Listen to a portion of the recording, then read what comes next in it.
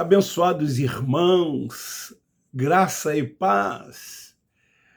Hoje eu estou aqui na noite dessa sexta-feira, dia 28 de abril de 2023, por volta já de quase 21 horas, para lhe trazer mais uma pérola da graça de Deus. Não se esqueça de inscrever no meu canal e também de dar o like. Não custa nada. Você que visualiza, dê um like. Divulgue e compartilhe. Vamos fazer com que muitos dos nossos irmãos possam ouvir o alimento sólido do Evangelho da Graça de Deus, para que eles possam também se libertar, assim como nós um dia nos libertamos. Viver apenas dirigido e guiado pelo Espírito Santo, não dando honra, primazia a qualquer homem que seja, vendo-os apenas como nossos irmãos. Nada mais do que isso. Não são ungidos de Deus como dizem que são, nem tampouco anjos de igrejas como dizem que são. Não tem nenhuma autoridade espiritual concedida por Deus como eles dizem que tem. E as pessoas ficam com medo. Quantas das vezes dentro do sistema religioso eu ouvi dizer: não toqueis nos meus ungidos. Como se ungidos para Deus fossem somente as lideranças, aqueles que têm títulos, porque é assim que os que estão lá os veem. Caso contrário, é rebeldia por parte dos filhos de Deus que lá estão quando não reconhecem aquilo que eles dizem. Quando uma pessoa deixa uma dessas instituições para ir para outra, eles dizem que tem que ir debaixo da bênção deles. Quando o apóstolo da graça de Deus diz que há um só Senhor, um só Espírito, uma só fé, um só batismo, tudo é uma unidade. Todos nós temos a mesma importância para Deus. Ninguém é mais do que ninguém. Desempenhamos, sim, funções diferentes, assim como o corpo humano.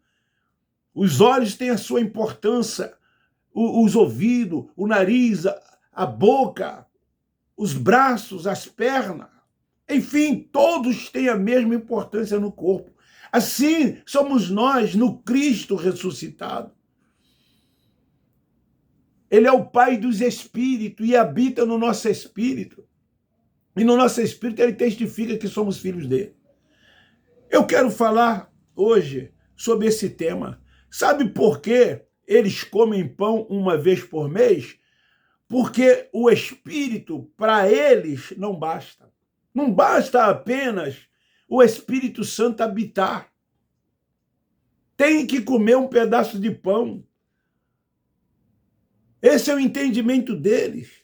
Ou então, por que dizer que um pedaço de pão é o corpo de Cristo? Dizer isso é ofender a honra de cada um de nós como parte dele. Paulo escrevendo aos Efésios, no capítulo 5, versículo 32, eu poderia ler o contexto, mas vocês depois leem, por favor. E lá no 32, depois de todo o contexto, Paulo diz assim: grande é este mistério.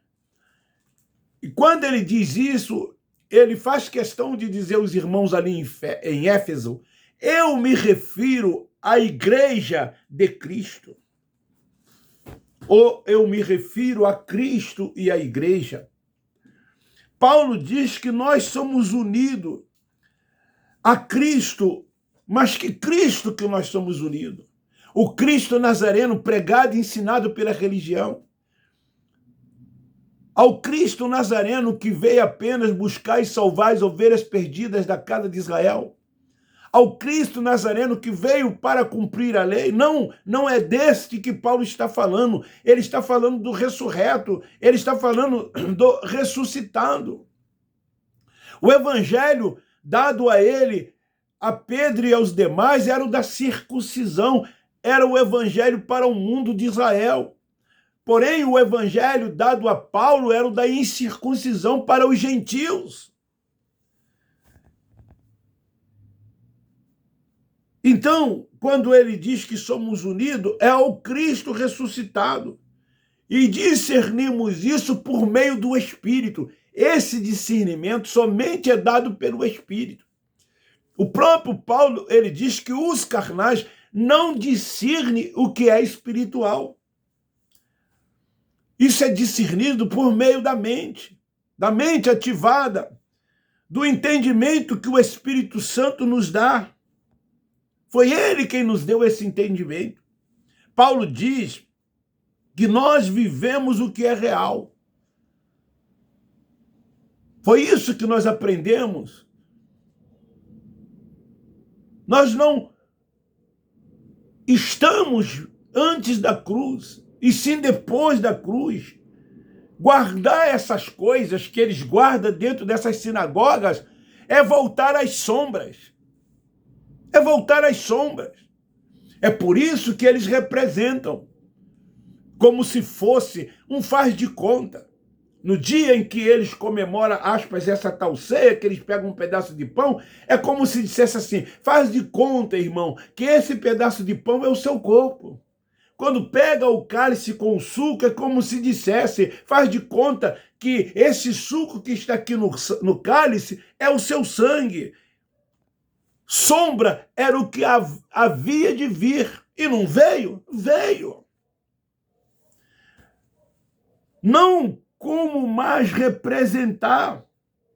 Não tem mais como representar. Porém, os religiosos representam. Não é isso que eles fazem?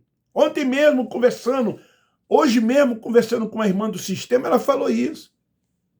Eu vou numa igreja lá perto da minha casa, mas uma vez por mês eu vou aqui na Devec para cear. Mas nós, os filhos, que somos guiados pelo Espírito, nós vivemos o que é real. Essa é a diferença dos que têm o entendimento do Evangelho e da graça de Deus. Nós vivemos o real. O Cristo que vive e vive para todo sempre. O Cristo ressuscitado.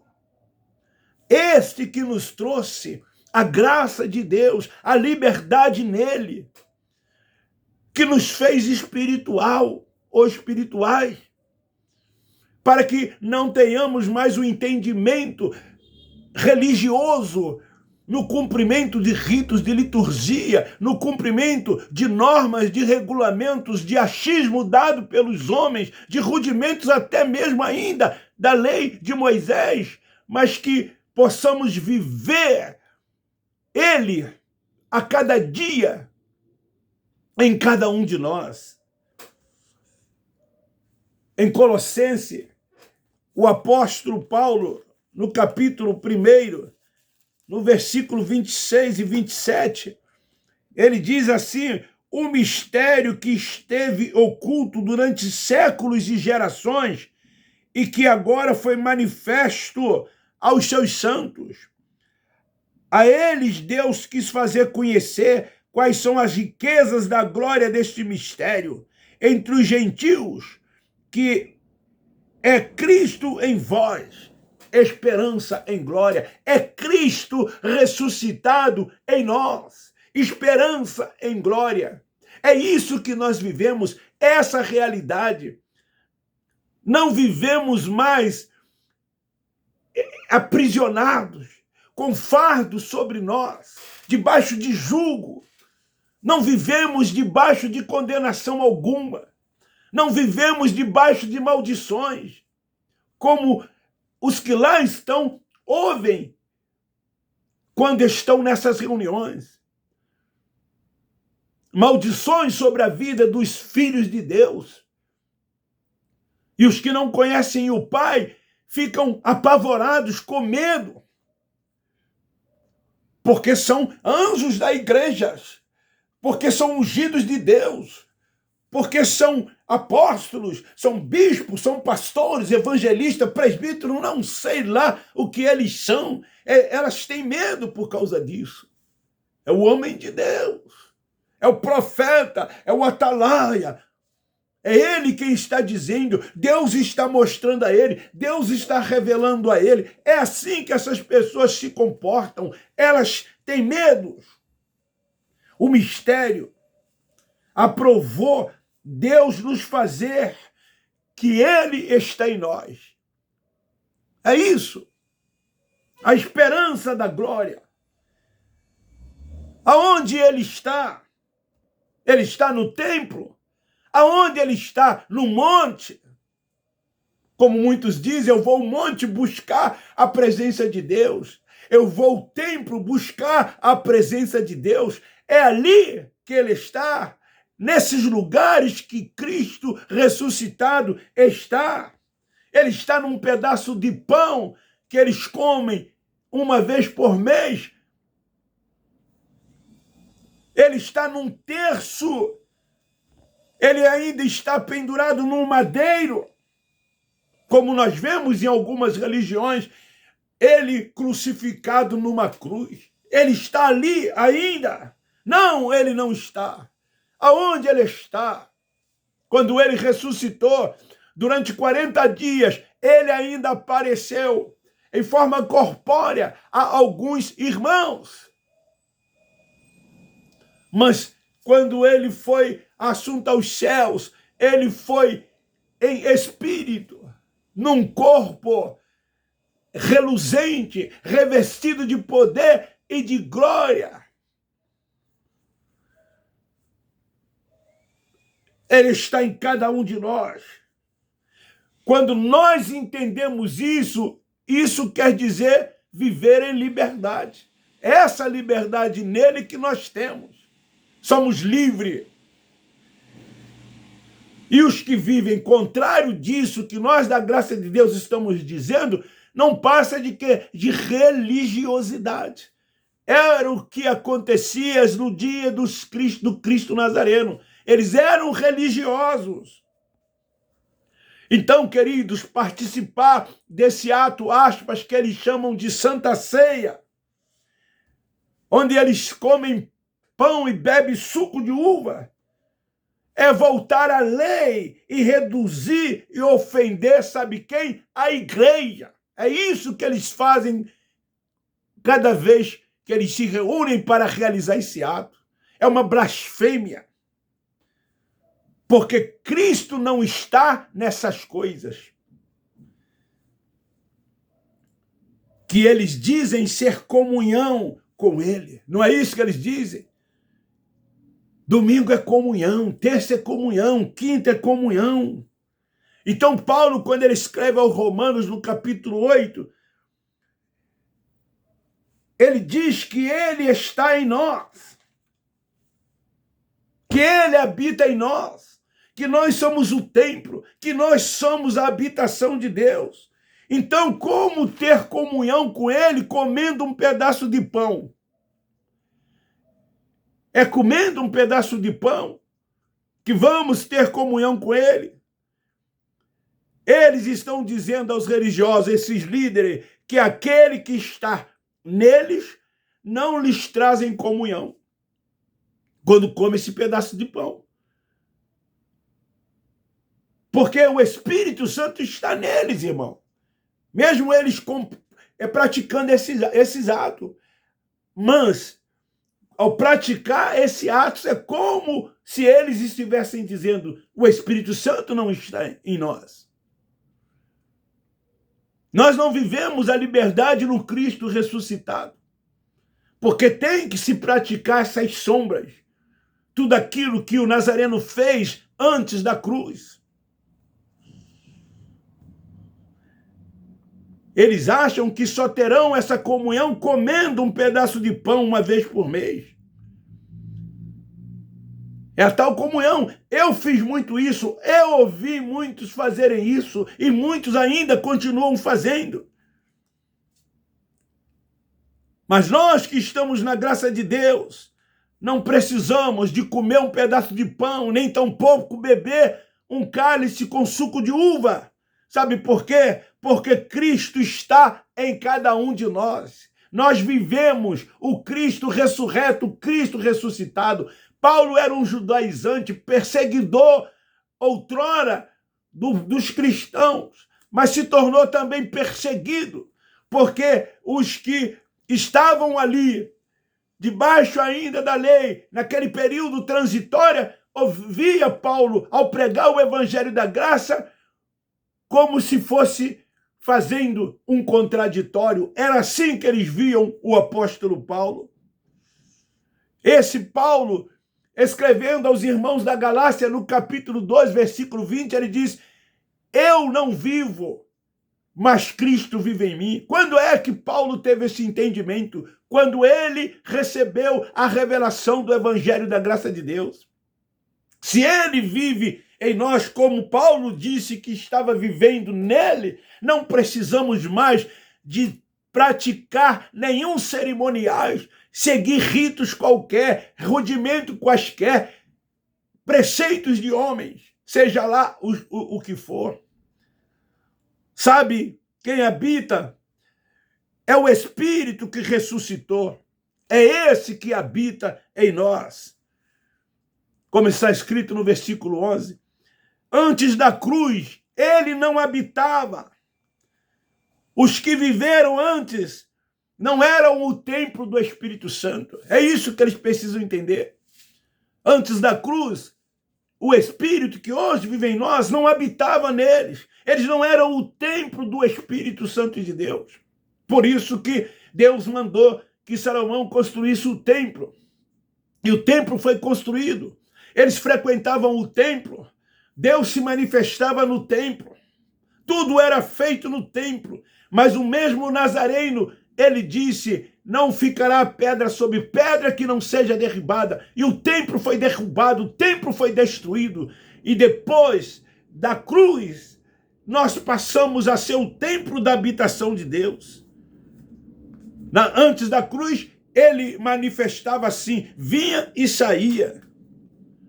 Por isso que Cristo disse assim: se eu for, eu vos darei o Consolador. Não foi isso que ele disse lá em Atos? Se eu for, eu vos darei o Consolador, para que esse Consolador habite em vós. Então, depois da cruz, nos tornamos santuário do seu Espírito. Esse Espírito Santo, ele não fica vagando por aí. Como eles lá se reúnem e dizem assim: venha Espírito Santo, venha Espírito Santo. É assim que eles fazem quando estão cantando, louvando ou orando. Nós não fazemos isso porque temos a consciência de que ele habita em nós. Sabe por quê? Eles comem pão uma vez por mês? Porque o Espírito para eles não basta. Não é suficiente. Quando ele disse a Paulo: a minha graça te basta, a minha graça te é suficiente. Se os líderes ensinar essa verdade, eles vão viver de quê? Como é que os líderes vão viver se eles ensinarem essa verdade da graça de Deus? Porque nós não temos título, abrimos mão de todos esses títulos que antes tínhamos. Abrimos mão de dízimos, de oferta, de depender do suor do rosto de cada um. Cada um de nós, na graça de Deus, vivemos do fruto do nosso próprio trabalho e vivemos, quando assim podemos, ajudando uns aos outros, praticando o amor de Deus. Mas se eles ensinarem essa verdade, por que eu digo isso? Porque muitos deles sabem que o Evangelho da Graça é uma verdade. Mas se eles ensinarem essa verdade, eles vão viver de quê? De quê que eles vão viver? Agora mesmo eles estão lá no Rio Grande do Sul, realizando a 46ª AGO, que é a Convenção Geral das Assembleias de Deus no Brasil. Muitos foram para lá de helicóptero, outros foram para lá de avião, outros foram de carrões 0 quilômetros. Lá está assim, ainda há pouco eu estava assistindo a abertura na internet.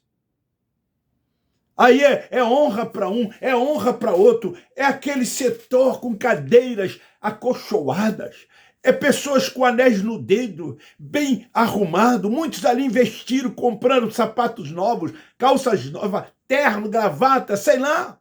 Estão lá as suas esposas bem vestidas, bem arrumadas. Se for fazer uma apuração de quanto gastaram no total, imagine. Imagine o gasto de uma convenção geral dessa. E logo na abertura, um dos primeiros atos dele era colher oferta. Imagina uma convenção geral das Assembleias de Deus no Brasil, retirando oferta. Quanto que não rende no final de cada uma dessas reuniões? Sem falar no que se tem que pagar. Os membros vão ter medo de quê se eles ensinarem essa verdade?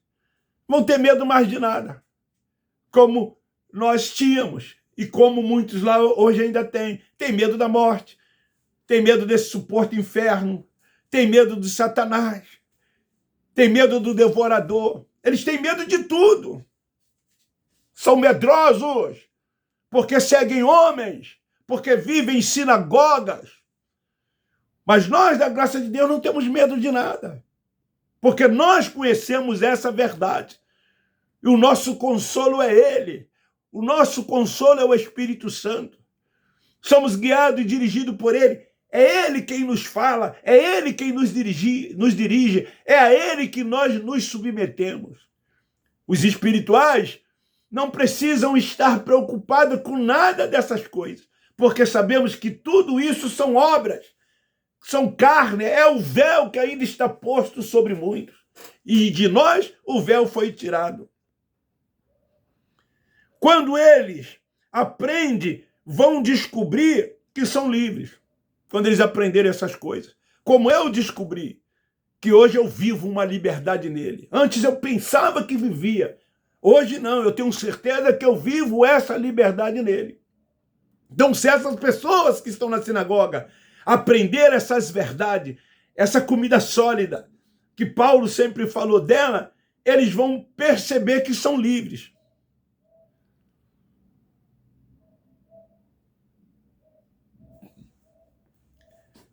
Eu quero ler em João, capítulo 19, versículo 30. João 19, 30.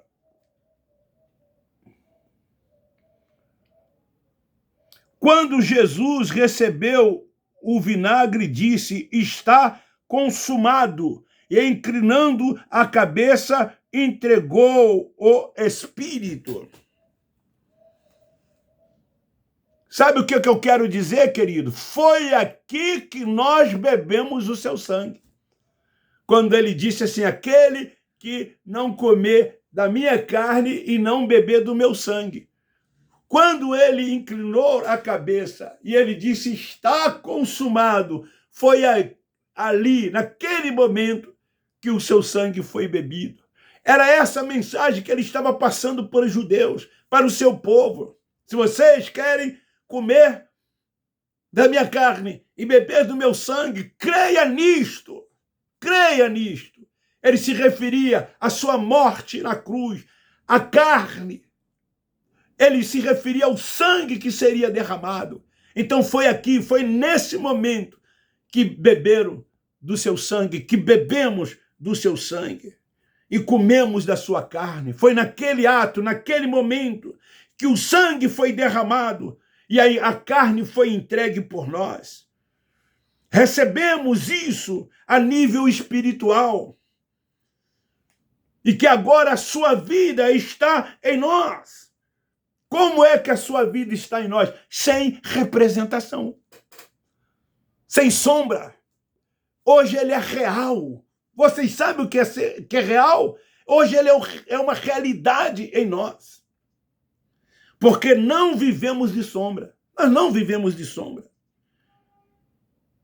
Aqui diz que ele está vivo. Mas no templo eles dizem que ele está morto. Quando realizam esse ato. Quando eles pegam um pedaço de pão, Quando eles pegam um cálice de suco, eles estão dizendo que ele está morto. É isso, é a mais pura verdade que eles não querem aceitar. Hoje eu ainda disse isso para 2 irmãos que eu congreguei com eles quando eu estava no sistema. Todas as vezes que vocês fazem isso, vocês estão dizendo que ele está morto. É o fazer isto em memória de mim. Eles ainda tentaram me questionar, eu disse, mas não está escrito que ele está dizendo fazer isto em memória de mim? Eu falei, sim, ele falou isso, mas falou para quem? Ele estava dizendo isso em qual ocasião e para quem ele estava dizendo isso? Na noite em que foi traído. Quem é que estava com ele ali? Os seus apóstolos, os seus discípulos. Ele estava se dirigindo a quem? Aos seus discípulos. Quando ele diz isso, fazer isso em memória de mim. Porque ele iria morrer até que ele viesse, até que ele ressuscitasse. Foi a última Páscoa. E depois da sua ressurreição, não mais. Porque o real estava acontecendo, a realidade estava acontecendo. A sua carne, o seu sangue havia sido derramado. Então, aqui nessa mensagem que eu estou pregando, aqui nas epístolas de Paulo, o apóstolo da graça de Deus, ele está dizendo, Cristo está vivo. Cristo está vivo. Eu gosto muito de Jó 19, 25. Jó já se referia a ele, vivo, quando ele disse, eu sei que o meu Redentor vive e um dia há de se levantar. Mas cada dia, nesses lugares, quando se realizam esse ato, eles estão dizendo que Cristo está morto. Mesmo que após a realização desse ato, ou durante a realização desse ato, eles cantem aquele hino assim, porque ele vive, posso crer no amanhã, porque ele vive, mas estão dizendo em memória. Eu já expliquei na mensagem anterior o que quer dizer em memória. Nunca mais representação, nunca mais sombra, sim o real. Cristo habita em você. Você é o templo da habitação de Deus. Você é a morada de Deus. Ele habita no seu espírito. Ele dirige a sua vida sem reserva. Você é dele. Você pertence a ele. É somente dele. Vivemos num mundo espiritual. O seu reino está dentro de cada um de nós. Não temos nada mais a ver com a vida terrena, com a vida aqui.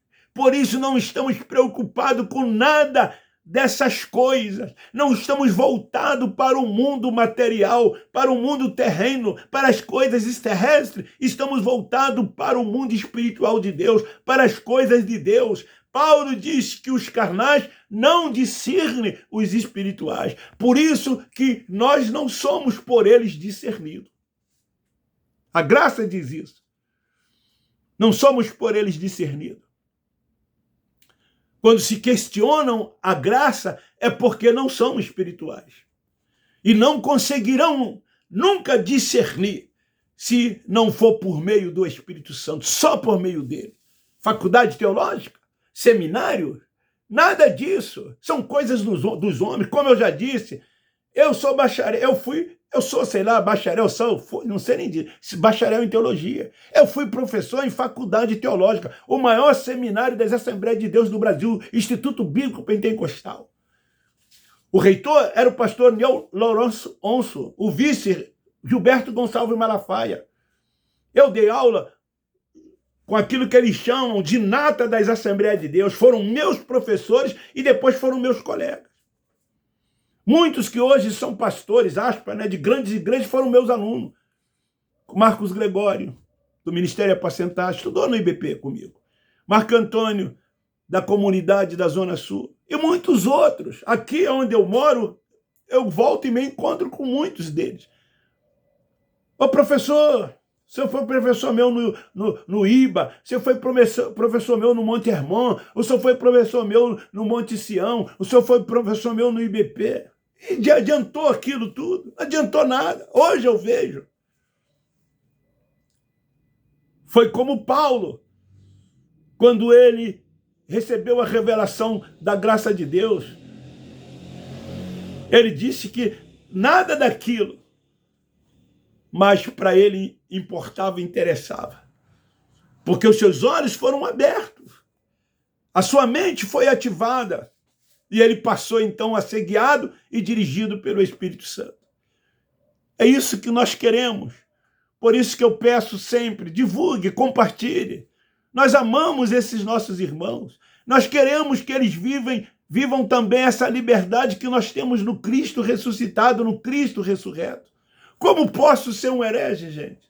Como as pessoas que têm o entendimento do Evangelho da Graça de Deus são hereges? Como são desviados? Como são desigrejados? Se nós somos o templo da habitação de Deus, se o templo foi derribado, foi jogado por terra, Atos 7,48, o Altíssimo não habita em templo feito pelas mãos de Deus, lá é casa de Deus, não é a casa de Deus. Quando o templo estava de pé, sim, mas eles dizem que lá é a casa de Deus, que Deus lá habita, que eles vão lá para adorar, que eles vão lá para buscar Deus. É isso que eles dizem. E como nós não temos mais um espaço físico para ir, somos desigrejados, desviados e hereges. Estamos no contraditório. Vamos para o inferno, o lago de fogo e tormenta eterna. E vamos permanecer lá, segundo eles, para sempre, com esse suposto ser espiritual que eles chamam de Satanás, que é proprietário do inferno. Não é essa a mensagem deles? Não é isso que eles pregam? Se você não aceitar Jesus como seu Salvador, você vai para o inferno. Se você não se batizar, se você não cear, se você não dizimar, são maldições em cima de maldições. E com isso eles aprisionam as pessoas. E as pessoas estão lá sustentando esse sistema religioso, com dízimos, com ofertas, com títulos que esses homens têm. Tentam lá dividir a glória de Deus, mas Deus não divide a sua glória com quem quer que seja. Eu vou encerrar, eu vou parar por aqui. A vontade é de continuar, mas eu vou terminar por aqui. Eu termino dizendo, nós da graça de Deus amamos vocês.